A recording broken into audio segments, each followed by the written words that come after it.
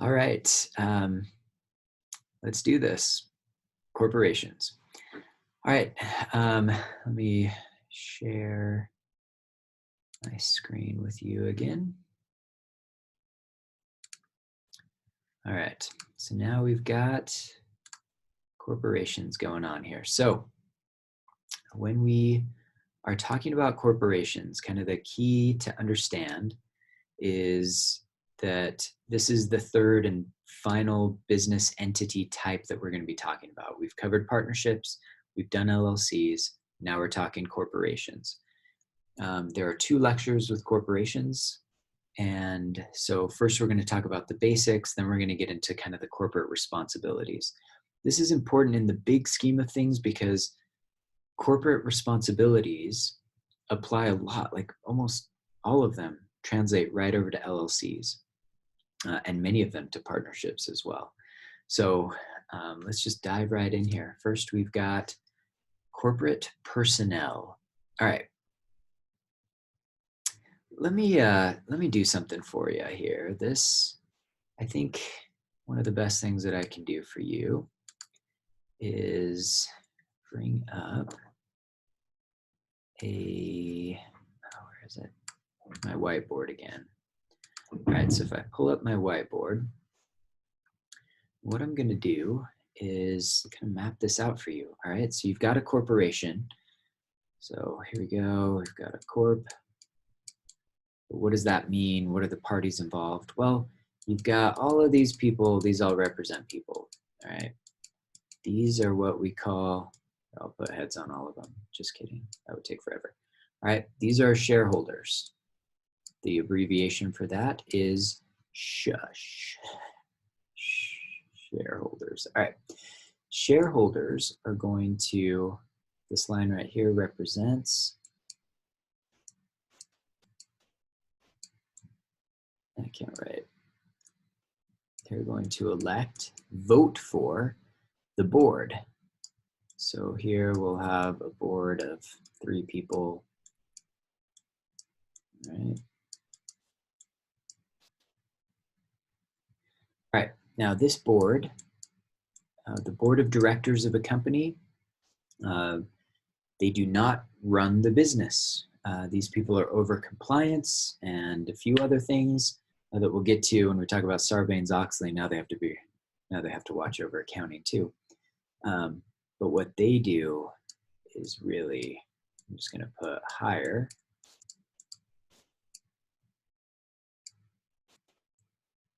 What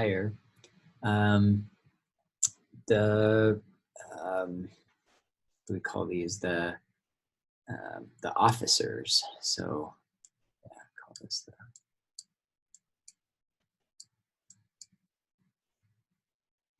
So over here, you'd have things like the CEO, the CFO. These are the people that are actually running day-to-day operations of the company. All right, and I think this is important that you see this visually because lots of students get this mixed up. They think the shareholders elect the officers. And that's not true. They elect the board. Here's the board up here. And then the board is the one that's in charge of hiring and firing the officers. Okay, so stop that.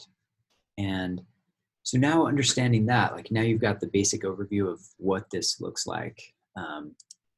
You can kind of look at that slide again, right? Shareholders aren't going to be liable for the acts of the company. Why? Yeah, I mean, technically the shareholders are the owners, but I've got an ownership interest in Disney World. Does that mean that I should be liable when Disney World, let's say that they didn't close down for the coronavirus and lots of people got sick and therefore sued Disney for getting the coronavirus? Should I be held liable for that? No, I don't make any decisions about Disney. So I should definitely not be held personally liable for that. Now, I kind of still am liable in a way, right? Because the amount of ownership that I have in Disney, that the stock price would drop with additional liabilities. And so I'm going to pay a price for that. But my personal assets, my cars, my vacation properties, all of that, that's going to be total, that's safe, that's protected. because I don't have that personal liability because I wasn't part of the problem making the decision to keep Disney World open when they should have closed it. Okay. All right. So let's head back here to this slide. So now we're down to the third bullet point. When a corporation earns profits, it's got a couple different options. It can pass on to, it can take those profits and deliver it to the shareholders, or it can keep it within the business and use that as capital investments in order to continue to grow the business. It's got that option. Now, this fourth bullet point is important because of a lot of the corporate scandals of 15 years ago. Now corporations can be held criminally liable for the acts of its officers. And that's important because before this was never true, and it almost seems silly to do this in the past. Like if Enron was found to be criminally liable for its wrongful accounting practices, well, yeah, it could always be held civilly liable for that. But now this is interesting because the corporation, because it can be held criminally liable, it means that there are additional criminal penalties that can be added on. So now not only does the corporation that made these mistakes have to reimburse its shareholders for the wrong that it committed and others that were injured, but now it can pay criminal fines to the government as well. That's really what that's all about. The fifth bullet point is just to let you know that nonprofit corporations do exist. It's actually the only nonprofit that exists. So if you ever wanted to start a nonprofit, there's no such thing as a nonprofit LLC or a nonprofit partnership. You have to start a nonprofit corporation like BYU Idaho, the Church of Jesus Christ of Latter-day Saints, the Red Cross. All of these are nonprofit corporations. And so when you start them, you would go through the process of starting a corporation. We'll go over that as well. All right. Closed corporations have so the C Corp, that's what this second to last bullet point is talking about. The C Corp, these are small business entities, usually family businesses, or other just small companies where there are very few shareholders. These are largely dying out because of the rise of LLC, but there are still C Corps out there. And then this very last bullet point talks about professional corporations or professional associations. These are just corporations, but their business purpose is, law, accounting, architecture, medicine, the same things that like how we talked about professional limited liability companies. Well, if you're a corporation and you fall within those categories, then you would be one of these, a professional corporation or professional association. In Idaho, we call them professional association. So sometimes you'll see a law firm, like a local law firm here is Beard St. Clair, and the name of their firm is Beard St. Clair PA. Lots of people think the PA stands for partnership. It doesn't. It stands for professional association because they are a corporation. All right. So that's just some basics to kind of cover. All right. Now we've got S Corps. So S Corps, these are just corporate. Okay. So lots of people think like, well, should I start a corporation or an S Corp? And they think that these are two very different things. They're not. An S Corp is just a corporation that has checked a box.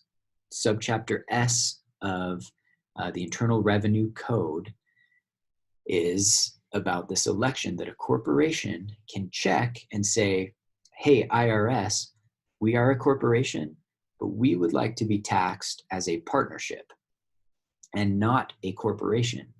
It's a check the box election under subchapter S, and that's why we call them S Corps. They're just corporations that are taxed as partnerships. That's it. That's the magic of it. There's nothing else exciting here. Okay, but here's the problem with S Corps. You do have a number of requirements. So it has to be a domestic company, and meaning it has to be based in the U.S. And jumping down to number 6, and we've covered this with LLCs. All the shareholders have to be citizens of the U.S. Okay, now back up to 2.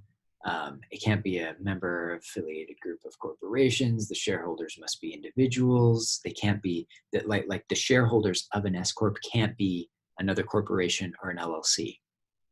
And that's important because sometimes you want that for a number of reasons. You can't have any more than 100 shareholders. And so, once you hit 101 people that want to be owners of this business, well, you're going to have to convert to something else because you can't be an S corp anymore. Only one class of stock, meaning kind of the preferred. Anyway, that's what that's all about. Okay, so now back to corporations in general. Corporations are formed much like LLCs. So you would go to that Secretary of State's website, and instead of clicking on partnerships or LLCs, you'll go to the corporation and start a corporation there. And really, all of this is very similar to what we've already talked about. You get the corporate name, make sure their website's available. Prepare your articles of incorporation, which is the equivalent of, with the LLC, we talked about the articles of organization for LLCs. Well, if it's a corporation, we'll call it the articles of incorporation. And then this gets really important because you have to have an organizational meeting right off the bat to adopt bylaws. And bylaws, as you remember, when we talked about LLCs, that's the operating agreement. And with partnerships, that's the partnership agreement. Well, now we're talking about corporations, so we're going to call that the bylaws. It's the same thing, though. It's the document that tells you how many votes are required to do certain actions and what the company can do and what it can't do, all of that. So that's kind of where we are there. Oh yeah, and if you couldn't see, this is a Suits cup. So hope you're all binge watching Suits. Just kidding. You should be studying for my class. All right. Now, with this first organizational meeting, they do have to elect the directors. And what this means is elect the board of directors. This is, if you go back to my white board that I made, this is the top people. This is the board of directors. Yeah, you know what I mean. And then adopt bylaws. What happens if you don't do that? Well, if you don't do that, then you don't have a corporation and you can get into a lot of trouble. You don't have that wall of personal liability protection anymore. So this can get ugly. Now, this number 5 here, I've divided this up into a couple different things here. If the procedures aren't followed, meaning really steps 1 through 4, then you may not be a corporation, but you might be. So it kind of depends if you're de jure or de facto. If you're a de jure corporation, it means that the defect was minor. So maybe like you had that first organizational meeting, you elected the board of directors, but like the example that I give here is maybe you wrote the wrong address in the articles of incorporation. Like it was 123 Smith Street, but you accidentally typed in or wrote 124 Smith Street. Well, is that a big enough mistake that it's fatal, that we're going to take your corporation away from you and hold you all personally liable? Well, probably not. That's what I mean here. We're going to treat it as fine, meaning we're going to treat the corporation as if it's fine. All right. Now contrast that with a de facto corporation. This is where the initial shareholders, the owners, made a major mistake. They didn't even have an organizational meeting. Well, if you screw up that, then you don't have a corporation, and that means everybody that is a member, that is an owner of that corporation, they're all personally liable for the acts of that corporation, and that can be devastating to people. All of a sudden, their personal assets, personal bank accounts, all of that is at risk because they screwed up the organization of of the corporation. Which brings me, like this is the key here about why corporations are declining and LLCs are just shooting up like crazy. An LLC doesn't have any of these rules. Like you don't have your initial, you don't have an initial meeting to organize things. Cool. You still get personal liability protection. Maybe you never wrote your operating agreement. Cool. Doesn't matter. Like Idaho says your operating agreement can be verbal, whereas with a corporation, these are all important formalities that must be followed, because if they're not, you're personally liable for it. All right, and then on the bottom of the screen, corporation by estoppel. You know that, like, maybe you say that you tell people like, hey, John and I just started a corporation, bank, let him take out a loan for the corporation, and he takes out a loan and steals it all, and you never formed your corporation. Well, the bank is going to say you're stopped from telling us that you didn't have a corporation, even though you don't.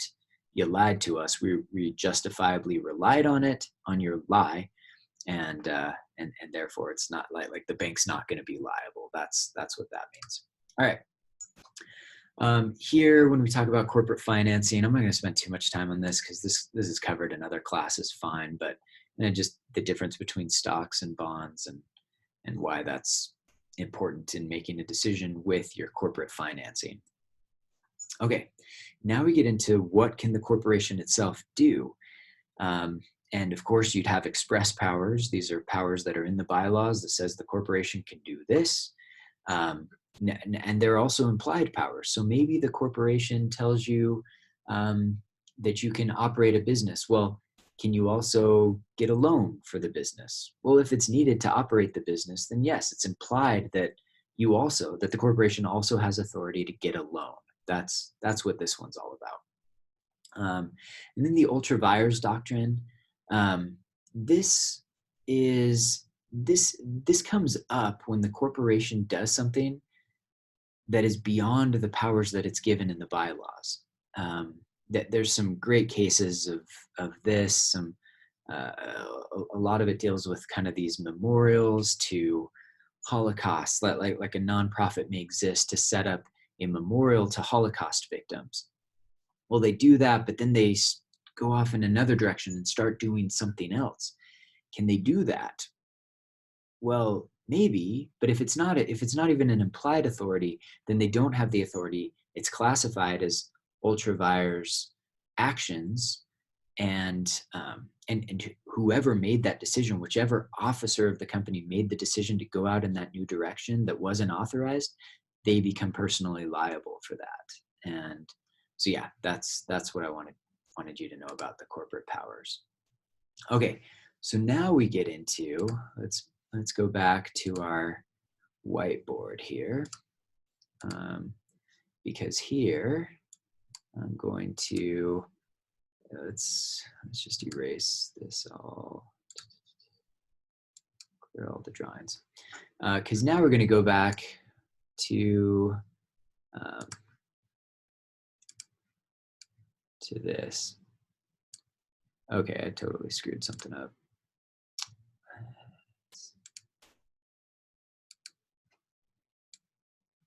Okay, so here we've got the wall. Here's the corp, and it's workers, it's individuals, whatever you want to call them. And then here you've got injured masses. Let's say the company created something that injured people, or somebody was injured as a result of, I'm just going to delete these last two people. Let's just say this is somebody that was injured as a result of the corporation's actions or an employee's actions. Okay, well, is that employee that caused the action always liable? Yes, please don't forget that. If I set up a business selling hot dogs and I make an LLC and then I injure you, do I get out? Like, can I protect my personal assets just because I'm a member of an LLC? The answer is no. Please don't forget this. You are always liable. An individual is always liable for his or her wrongful actions. Please remember that. All right, but as is the corporation. So if I injure you, then yeah, I'm personally liable for that, and the business, the corporation, is liable for that. But the other owners of the corporation are not liable for that. That's what this wall represents. And so many people get this wrong. They think, oh, I hit somebody, or I injured somebody, or like for you accountants, like I missed an important deduction and it costs my client lots of money and it's something we can't fix. But it's okay because I have liability protection because I'm part of a corporation or LLP or LLC. The answer is no, you are not. You are personally liable for that because you caused the injury. Now your partners are protected, and that's what this wall is, right? But if this is you up here and you're a member of the corp, but you caused the problem, remember, they can always get you. But here, when they try to get the personal assets of the other members of the LLC, of the corporation, in this case, they will be rebuffed in that because of the liability protections there. But we started introducing this idea that sometimes you can erode this wall such that individuals can pierce the corporate veil and get personal assets of others within the corporation. Okay, so let's explain what this means. And the idea here is called piercing the corporate veil. I call this my brick wall of liability protection. But if I'm not careful, this becomes a veil, a thin veil that people can pierce through, like this individual did right here. And this happens when the corporation does some wrongful actions, or the owners do some wrongful, or take some wrongful actions. Maybe they use the corporate entity to perpetuate a fraud, right? And to do this, let's get you back into the slide here. Here we go. So I'm talking, I'm over here, like maybe they use it to perpetuate a fraud. They create an LLC with the purpose of defrauding others. Well, that's not a legitimate business purpose. We're not going to give you liability protection if the whole reason that you have the corporation is to commit fraud against people. The corporate privilege is abused for personal benefit, or the corporate business is treated so carelessly, good gracious, that it is indistinguishable from that of the controlling shareholder. Meaning, back to our picture, like what all of this means is maybe they're careless, maybe they're commingling their personal accounts with the accounts of the business. For example, I have a corporation, let's say, oh, sorry, my hair is getting crazy.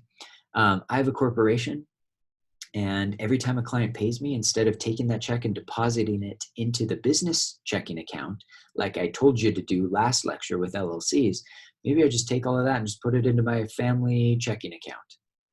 Well, now I'm treating that very carelessly. I'm not keeping my business interests and my personal interests separate.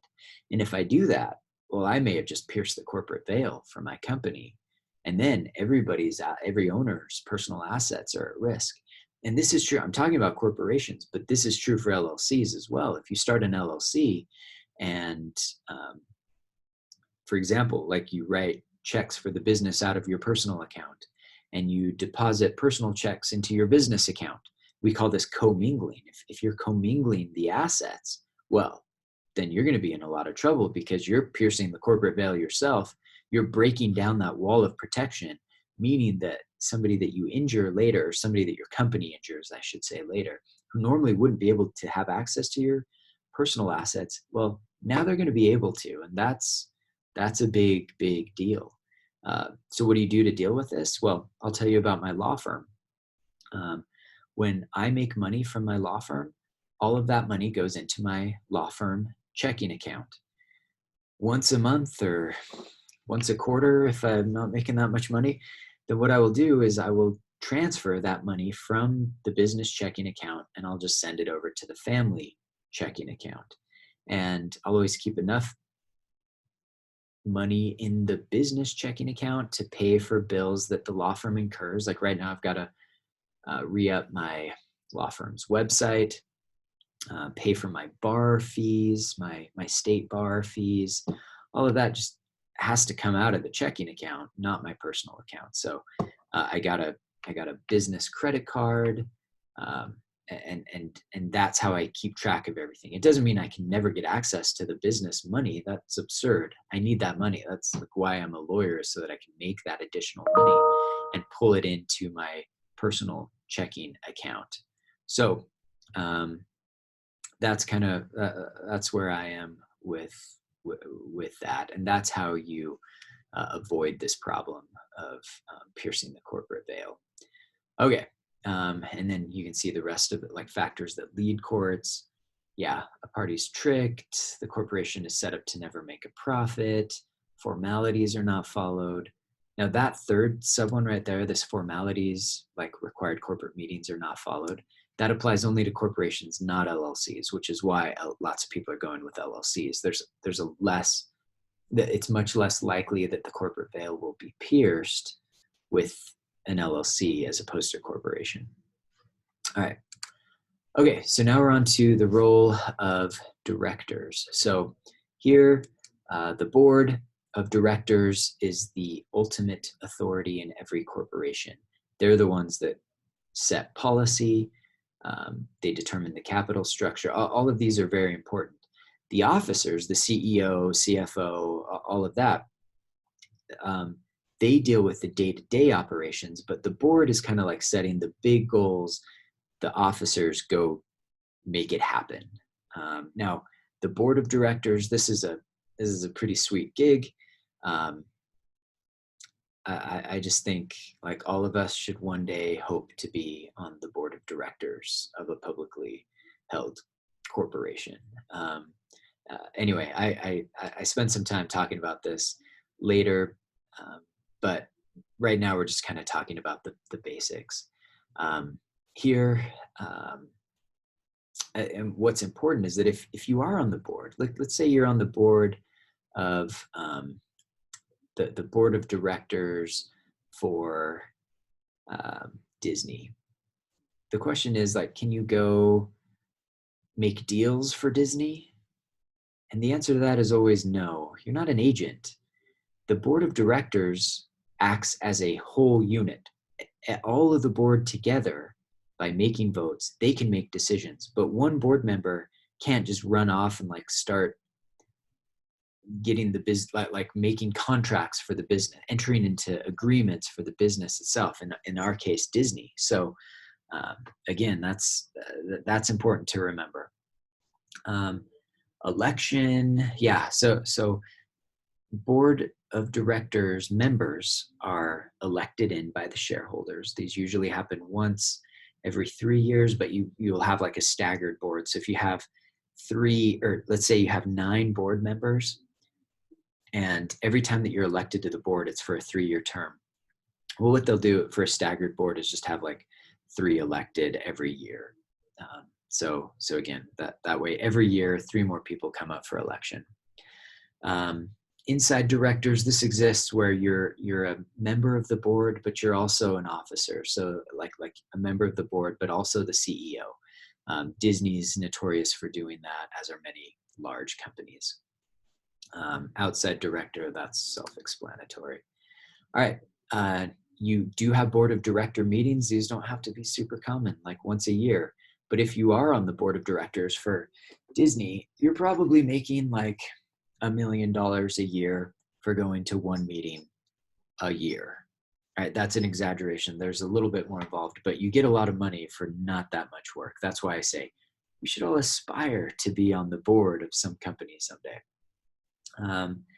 And yeah, like what is a quorum? Well, a quorum is typically described in the bylaws as just a majority of the board members. So if you have 9 board members and 5 of them are there, you have a board, meaning if you have a quorum, you can make votes and you can vote for things and push things through as long as you have 50% or more.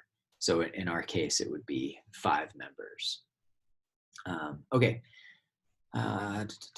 Yeah, there is an audit committee here, this one right here, Sarbanes-Oxley. Since Enron started screwing up their accounting, we make sure that one of the members of the board knows what they're talking about when it comes to accounting, and they head up a committee to oversee that. All right, Corporate officers. So now remember on our whiteboard, the original picture, you've got the shareholders elect the board and the board hires the officers. So now we're down to the officers, CEO, VPs, etc. These are the agents. These people can act on behalf of the corporation because that's their job. Their job is to enter into contracts, run the day-to-day business. They're employees of the business, so they have employee contracts.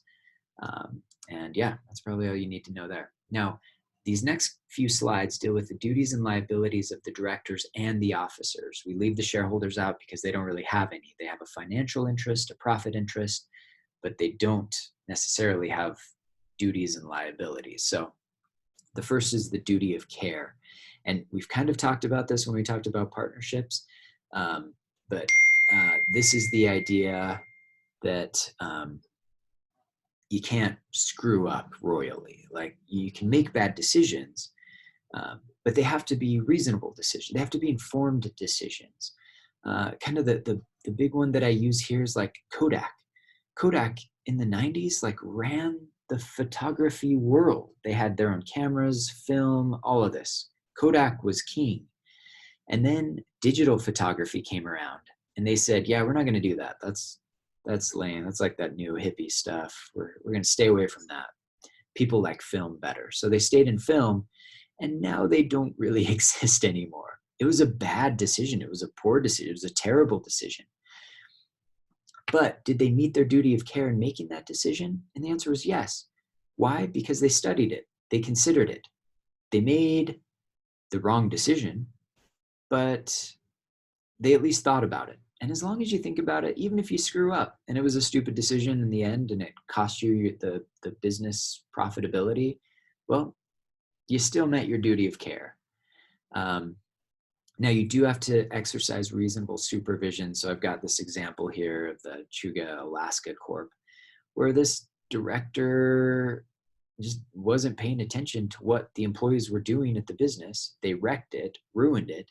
And because he wasn't supervising, he breached his duty, and therefore it meant he was personally liable for the losses of the bank. So again, that's another way. Like, when you breach these duties, you become personally liable. Basically it's you tearing down your own liability protections. All right, and the business judgment rule is important. This deals with everything that we're talking about. Kodak made a crappy decision. Well, should that mean that they should be like all the board of directors and officers should be personally liable for the losses of Kodak? Well, no. As long as they meet the business judgment rule, meaning that they made that decision not to go digital, but to stay in film in good faith. They thought about it, they considered it, and they still didn't do it. Yeah, it was a crappy decision and it cost the business everything, but we're not going to hold them liable because, well, they made a business decision. That's why we call it the business judgment rule. Like, you're allowed to, we want to encourage you to make decisions that may not be popular because they may end up being awesome. Or like Kodak, they may cost you the business, but we want you to be able to figure that out, which leads us to this slide, the duty of loyalty. We've covered this before. You can't, if you are a director or an officer, you can't go join a company that directly competes against the company that you're a director or officer of. And this is important. If you look at the board of directors for Nike, for example, you have a lot of officers and business people that are involved with like Disney that are also on the board of Nike. Well, we'll say that that's okay because Disney and Nike don't really compete against each other. If they do, then they're going to have to choose a side and pull out of one. All right, so that's the duty of loyalty. These bullet points are all pretty important here. Yeah, insider trading. We talked about that with the oil platform that exploded. Yeah. Guth versus Loft. I think this is a good example that just kind of showcases what this is all about. You've got a guy he's on the board, or no, he was an officer. So he was the president of a candy company found out that Pepsi was selling the trademark for their soda and bought it with his own family company. Well, the candy company was like, well, that belongs to us because we're a candy company. We would like that too. And you breached your duty of loyalty by taking that trademark from Pepsi and not giving it to us. So that was kind of a clear case of breaching the duty of loyalty. All right, you do have to disclose conflicts of interests and liabilities of officers and directors. This first sub bullet point, the liability for own crimes and torts is always true, but you get that now. You are liable for crimes and torts committed by corporate employees under your supervision, which is interesting. Meaning if you have to supervise them and you're not, and they break the law, well, you're on the hook for that. So, and then again, if shareholders perceive that the corporate directors are not acting in the best interest of the corporation, they can bring a shareholder derivative suit. This is how I started my legal career. When I was working at Lerac Coughlin in San Diego, our company represented the shareholders of Enron, and we sued Enron on behalf of the shareholders. We said, you've committed these crimes, this fraud, therefore our stock price has dropped by this much. You as the board, as the company and the board, are personally liable to reimburse the company for those losses. And we won that case. So that's called a shareholder derivative suit. All right, that kind of wraps us up here with the business, or I should say with the corporate basics. We'll get into management in our next lecture. So I will see you then.